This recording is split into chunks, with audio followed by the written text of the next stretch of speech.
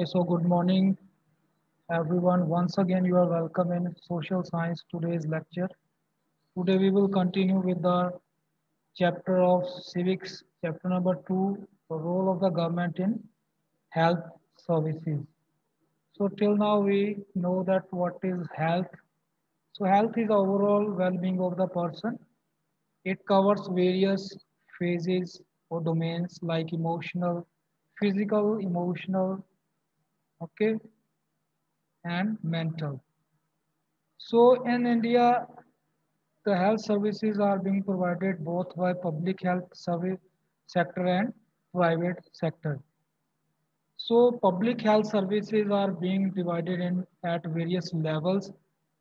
In the primary level, or you can say at the grassroots level, that is in the rural areas, in villages, it is being provided through primary healthcare centers. Then in the cities, we have some sophisticated and large hospitals. Then we have another level of hospitals at the state level or at the national level. Okay. So yesterday we come to know about public health services. So today we are going to study the private health services. So private healthcare services are set up by individuals and corporates. Big business houses are called corporates.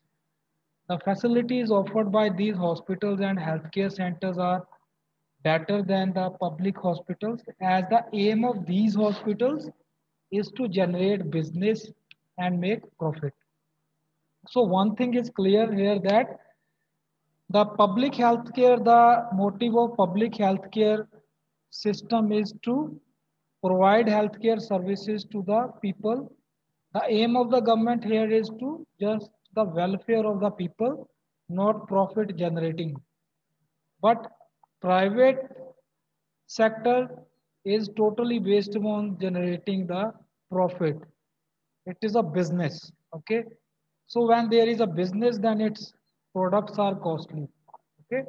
Here the services are costly. Whether they are doctors, medicines, everything, you will get at a very high rate. Okay. So these hospitals are normally set up in urban areas. Private health sector offers 80% of the health services in India. So this is a very shocking number. You can see that only 20% of the total health services in India are provided by the public healthcare system.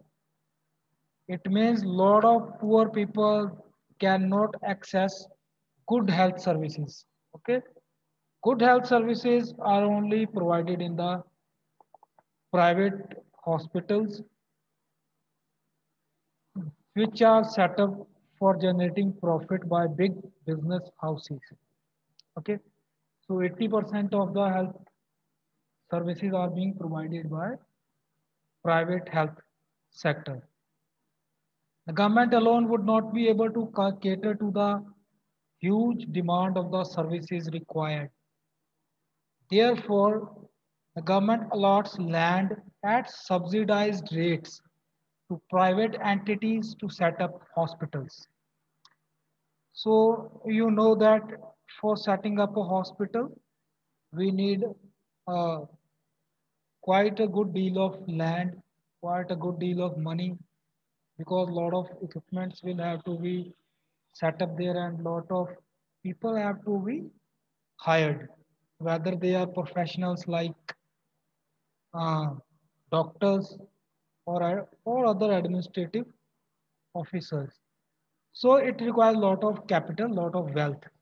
So it is being provided by the government at less rate of interest and at subsidies. What is the meaning of subsidy?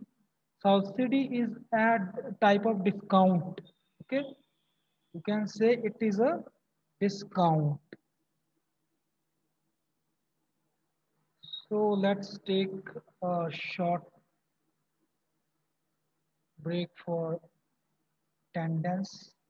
Okay, I have taken the screenshots. Now we can move ahead. So the land is also allotted by the government to set up any such hospital in big cities. This is with the understanding that the hospital will cater to the needs of a certain percentage of underprivileged population by providing free healthcare services. Okay, so government also takes some sort of, you can see, say they involved in some sort of contract also that private sector will also provide healthcare facilities to a little portion of poor people also. Now here is a word medical tourism. I don't know whether you have heard this term or not. So medical tourism in India is growing at a pace 30% per annum. Now you have heard about tourism. What is medical tourism? See, you will be shocked to know that world-class healthcare facilities are being provided in the private healthcare sector. So people from abroad travels to India to get the best of these services at cheap rates, at low prices, because it is low in comparison to the developed nations. Okay, so that's why people from those countries usually travel to India for their treatment.